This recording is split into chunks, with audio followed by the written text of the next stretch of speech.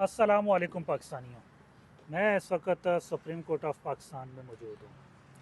Cipher case, FIA, trial court, Islamabad high court, अटक jail, Adiala jail से होते हुए इस वक्त सुप्रीम कोर्ट ऑफ पाकिस्तान में पहुँच चुका है। सुप्रीम कोर्ट ऑफ पाकिस्तान के अंदर इमरान खान की दरख्वास्त ज़मानत बाद अज़ गिरफ़्तारी वो दायर कर दी गई। उसका तमाम प्रोसेस जो था वो मुकम्मल कर दिया गया है। अब इस पे chief justice of Pakistan justice Qazi Faez Isa sahab ने एक बेंच कायम करना है और फिर उसकी एक तारीख मुकर्रर करनी है जो अगले हफ्ते में मुतवक्का है उसमें तारीख मुकर्रर की जाएगी।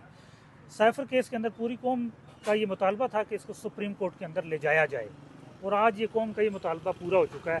अब साइफर केस सुप्रीम कोर्ट के सामने मौजूद है।